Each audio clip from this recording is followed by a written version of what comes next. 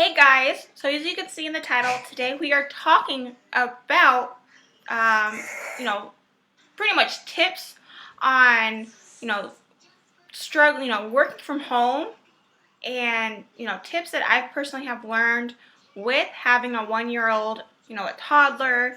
I know I talked about, a couple weeks, before where I talked about, working from home with children. But, with David being a little bit more active, getting into things, there has been a little bit more of a shift when it comes to actually being a mom and working from home with the toddler. Super different. Right now he's super curious. And then at the same time, he's curious. He wants to, go outside and play. He wants to do different things that he possibly didn't want to do, even a couple months before. So I've had to kind of shift different ways that I'm currently parenting while I'm working from home.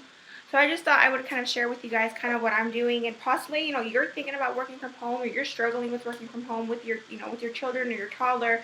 And I just wanted to kind of hop on here real quick and just share with you kind of what I'm currently doing, what Kevin and I are currently doing, because we both work from home, honestly.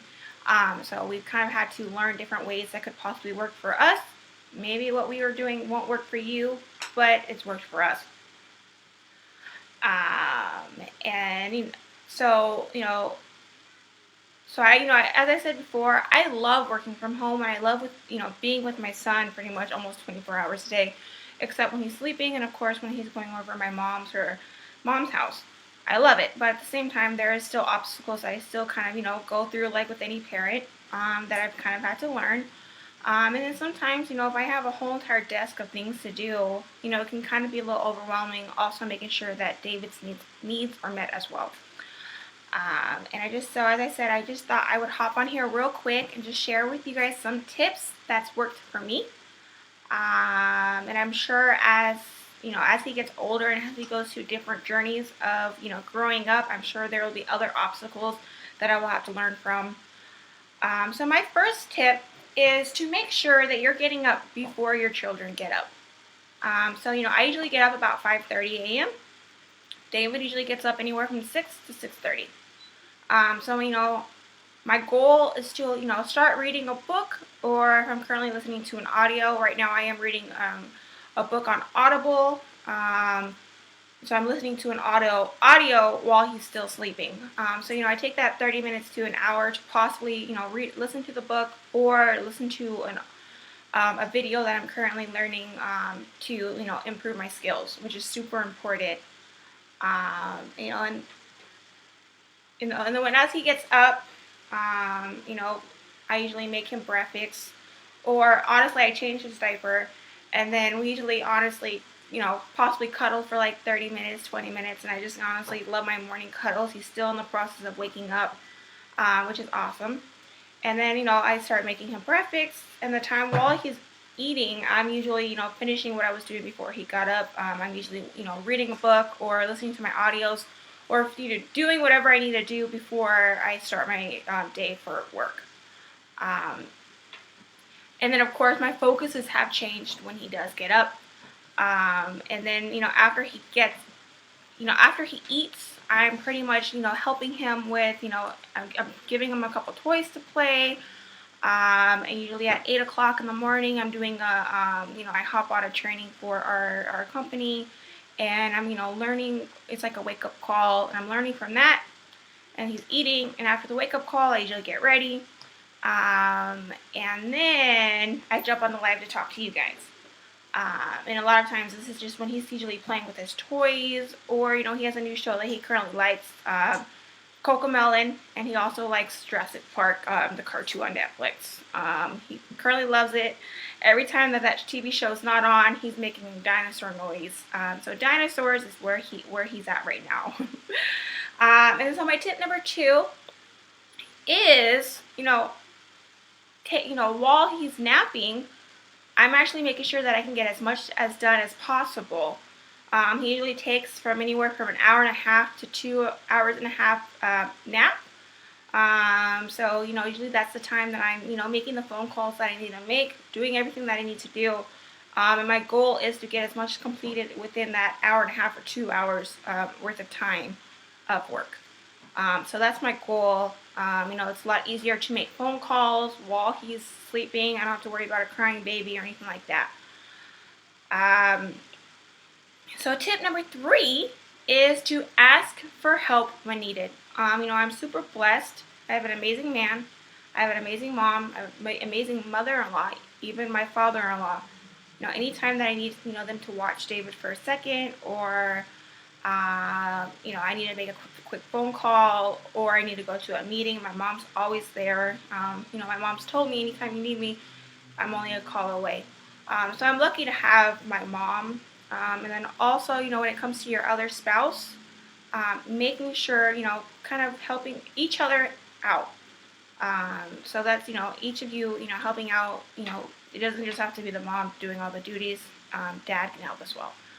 And then also, if you, for whatever reason, do not have the free resources like I do, thank goodness. I've personally, back when I was I want to say 19, 20 years old, I worked for, or I nannied for a company, babysitted for a company, for a family. They found me on care.com. And so that could also be an option as well. And then you can also, if that is your option for care.com, I want to say the family paid me about $10 an hour to work for them for a few hours a day so they could do what they needed to do. So tip number 4 is to pay, we still need to make sure we're paying attention to our children's needs. Recently, we used to put David to sleep at 7 because, Kevin and I are usually working. We want to make sure we're working out. We pushed his bedtime till 8 o'clock. That way we can have that quality time with him. Just gives us an extra hour to make sure that he's getting the love and need that he needs. Also, I've, recently, right now it's beautiful outside. I take him outside and I work on my computer. And he plays in the grass. And that just gives him some time to be outside, and he loves being outside. He has a couple balls out there, he has some toys out there, and I'm still able to do what I need to do, and he's happy, and I'm happy as well. So that could be something that you could possibly do. It is going to start getting really hot soon, so we'll have to figure out something else. But that's something that we're currently doing. Tip number 5, now I spoke about this before, the importance of making sure that you have a planner. And making sure that, the day before you go to sleep, writing out what is it that you have to complete the day before. Me personally, I like my planner written out. Within my planner, I can write my goals. I can write, everything that I need to get done for the next day. Anything that I'm currently working on, what needs to be accomplished for the week. I could do a lot with my planner. There's apps out there as well. Asana, Trello, Monday. These are all different apps that you could possibly use when it comes to to-do list. I'm currently using Trello when it comes to what lives I want to do, or what marketing strategies I want to use, what things I need to complete. For my Kevin's construction company, we personally have used Monday to just figure out what bids need to be submitted, and different things that different employees need to do. So Monday is an option as well. Monday is not free, but Trello, they do have a free option, which if for whatever reason you can't pay for Monday, Trello could possibly be a great option. And as I said, I prefer to write it out, but there's so many different options. And then also when it comes to a planner, Google Calendar is an option as well. And as I said, if you don't have a plan or anything like that, a lot of this can be overwhelming. And also, I just wanted to talk to you guys, and hopefully you guys got some value from what I was able to talk about today. Being a mom, there's different things that we have to go through, learning about, and also working from home, and also working for myself. There's different obstacles that I kind of had to learn on, and I just wanted to hop on here real quick, just in case you were planning on, working for yourself. And again, I also, recently, this has nothing to do with our topic, but recently, I actually got sponsored for this jewelry that I'm currently wearing. And so it's pretty cool. And then also this necklace, and then this bracelet. I think it's pretty. So they did make me an ambassador. And if you guys like the jewelry, just message me. You guys can get 80% off, using my code that I have.